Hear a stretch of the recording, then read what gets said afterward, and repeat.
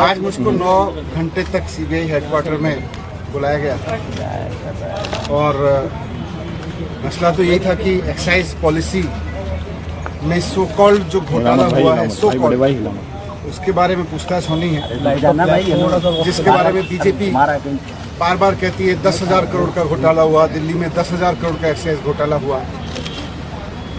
लेकिन आज मैंने सीबीआई में जाके देखा, मैंने देखा कि कोई घोटाला तो वहाँ है ही नहीं, घोटाले की तो कुछ मसला ही नहीं है वहाँ।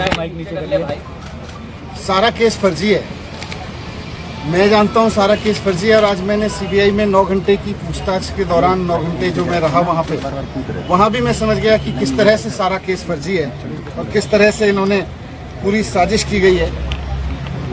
आज मुझे समझ में आया कि इन्होंने सीबीआई में केस किसी घोटाले की जांच के लिए नहीं करा रखा। इन्होंने सीबीआई में जो मेरे खिलाफ केस करा रखा है वो दिल्ली में एक्चुअली ऑपरेशन लोटस को कामयाब करने के लिए करा रखा है।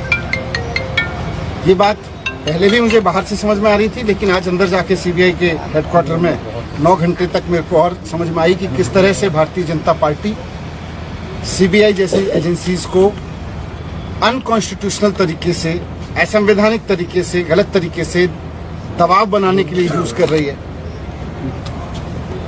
एक्साइज पे बात हुई, लेकिन मुझे आश्चर्य हुआ कि वहां भी साइड में मुझ पे दबाव बनाया गया कि आप छोड़ दो, आप में क्यों हो। मैंने कहा क्यों?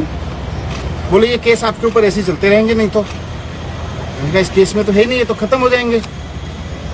तो मुझे कहा गया कि साइड में कि सत्येंद्र जैन के पास कौन से केस हैं, सत्येंद्र जैन के ऊपर कौन से सच्चे केस हैं, वो भी चल रहे हैं। 6 महीने वो जेल रह सकते हैं तो 6 महीने आप भी रह सकते हो। तो मैंने कहा बीजेपी तो बहुत गंदी पार्टी है, मैं उसके लिए आप थोड़ी छोड़ सकता हूँ। तो मुझे कहा गया कि नहीं देखो ये केस तो ऐसे ही चलते रहेंगे, दूसरा फायदा आपको लोग मुख्यमंत्री भी बनाएंगे फिर।